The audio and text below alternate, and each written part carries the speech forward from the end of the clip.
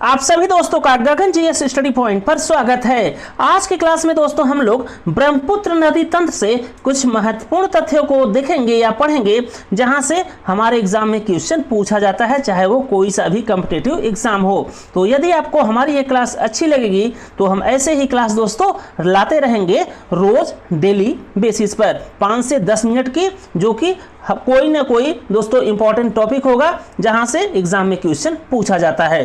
तो आइए देखते हैं हम लोग ब्रह्मपुत्र नदी से कुछ महत्वपूर्ण फैक्ट।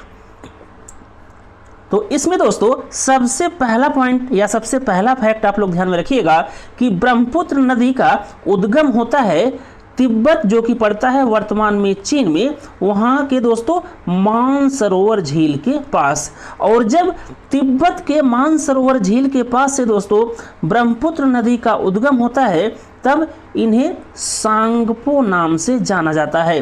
तो इतनी बात आप लोग यहाँ से सबसे पहले ध्यान में रखिएगा कि ब्रह्मपुत्र नदी का उद्गम होता है दोस्तों तिब्बत के मानसरोवर लेक के पास से, और जब इनका उद्गम होता है तिब्बत के मानसरोवर से, तब दोस्तों इन्हें सांगपो के नाम से जाना जाता है। तो ये क्वेश्चन आ सकता है दोस्तों कि तिब्बत में, जो कि पड़ता है चीन में, वहाँ पर ब्रह्मपुत्र नदी का क्या नाम है, तो वो है दोस्तों सांगपो। फिर ऐसे होते हुए दोस्तों ये नदी आती है और यहाँ पर ये पर्वत है जिसका नाम है नामचा भरवा पर्वत, जिसकी ऊंचाई है 7,782 मीटर। यहाँ पर दोस्तों ये टकराती है, उसके बाद भारत के अरुणाचल प्रदेश राज्य में प्रवेश करती है। फिर अगला पॉइंट यहाँ से आप लोग ध्यान में रखिएगा कि जब ब्रह्मपुत्र नदी अरुणाचल प्रदेश में प्रवेश करती है दोस्तों, तब इसे किस नाम से जाना जाता है, तो तब इसे दिहांग के नाम से जाना जाता है। फिर इसके बाद जब दोस्तों अरुणाचल प्रदेश में ये ब्रह्मपुत्र नदी प्रवेश करती है, तब इसे दिहांग या सियांग नदी कहा जाता है। फिर उसके बाद ऐसे आते आते दोस्तों ये पहुंचती है असम में, और असम में दोस्तों इस ब्रह्मपुत्र नदी से दो धाराएं मिलती हैं। एक नदी दोस्तों मिलती है, या एक धारा मिलती है दिबांग ये दोस्तों, उसके बाद दूसरी मिलती है लोहित की। तो जब असम में इस दिहांग नदी से दोस्तों दो नदियां मिलती हैं, दिबांग और लोहित, तो उस स्थान के बाद जो धारा निकलती है उसे कहा जाता है दोस्तों ब्रह्मपुत्र।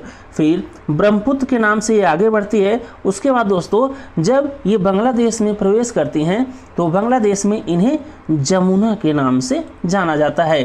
फिर उसके बाद दोस्तों फिर आगे चल के मिलती हैं ये दोस्तों पद्मा से, जो कि गंगा नदी है दोस्तों, जिन्हें बांग्लादेश में पद्मा के नाम से जाना जाता है।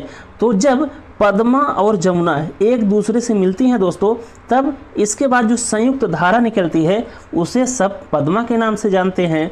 फिर आगे चलने के बाद फिर इससे एक नदी और मिलती है दोस्तों, जिसका नाम है मेघना। फिर यहाँ से दोस्तों ये आ गई पद्मा, ये आ गई जमुना, उसके बाद इस संयुक्त धारा को कहा गया पद्मा। फिर पद्मा जब मेघना से मिलेगी, तो उसके बाद जो आगे धारा निकलेगी दोस्तों उसे भी कहा जाता है मेघना। तो इतनी बात आप लोग ध्यान में रखिएगा। फिर ऐसे आगे चलते हुए दोस्तों फिर इसी के बगल में बनता है सुंदरवन डेल्टा। फिर आगे ये बे ऑफ बंगाल या बंगाल की खाड़ी में जाकर गिरती है। तो एक बार फिर से आप लोग देख लीजिए कि ब्रह्मपुत्र नदी का उद्गम होता है तिब्बत के मानसरोवर झील के पास से, और तिब्बत में इनका नाम है दोस्तों सांगपो। फिर इसके बाद ये दोस्तों नामचा भरवा पर्वत से टकराने के बाद अरुणाचल प्रदेश में प्रवेश करती हैं, जहाँ इन्हें दिहांग या सियांग के नाम से जाना जाता है। फिर ये दिहांग के नाम से आगे बढ़ती हैं और असम में जाकर दोस्तों इस दिहांग नदी से दो नदियां मिलती हैं, दिबांग और लोहित। फिर उसके बाद जब दिबांग और लोहित दो नदियां मिलती हैं दिहांग से, तब उसके बाद दोस्तों जो संयुक्त धारा निकलती है उसे कहा जाता है ब्रह्मपुत्र। फिर ये ब्रह्मपुत्र के नाम से आगे बढ़ती हैं, और जब बांग्लादेश में प्रवेश करती हैं, तब इस ब्रह्मपुत्र नदी को कहा जाता है दोस्तों जमुना। फिर आगे ये जमुना की धारा जब आगे निकलती है दोस्तों, तो बांग्लादेश में ही जो गंगा नदी है जिसे बांग्लादेश में पद्मा कहा जाता है, ये आकर मिल जाती है दोस्तों जमुना से। फिर जब जमुना और पद्मा एक दूसरे से मिलती हैं तो उसके बाद जो संयुक्त धारा निकलती है उसे पद्मा कहा जाता है। फिर आगे इस पद्मा में मिलती है मेघना नदी, और मेघना के मिलने के बाद इन सभी संयुक्त धाराओं को मेघना नदी कहा जाता है। और ये मेघना के रूप में ये सभी पद्मा और जमुना ये जाकर गिरती है दोस्तों बे ऑफ बंगाल या बंगाल की खाड़ी में। फिर इसकी सहायक नदियों के नाम भी दोस्तों आप लोग ध्यान में रखिएगा कि ब्रह्मपुत्र की सहायक नदियाँ कौन कौन सी हैं। तो इसमें सबसे इम्पॉर्टेंट है दोस्तों दिहांग या जिसे सियांग कहा जाता है।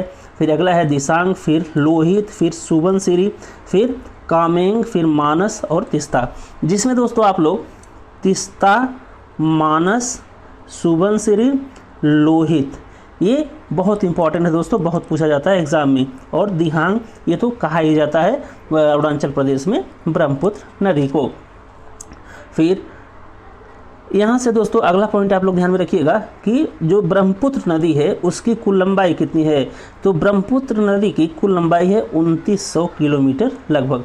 बाकी ये तो बता ही दिए कि तिब्बत में इन्हें सांगपो के नाम से जाना जाता है, भारत में ब्रह्मपुत्र के नाम से, बांग्लादेश में जमुना के नाम से। बाकी विश्व का सबसे बड़ा नदी घाटियों में से एक है अपना ब्रह्मपुत्र नदी तंत्र।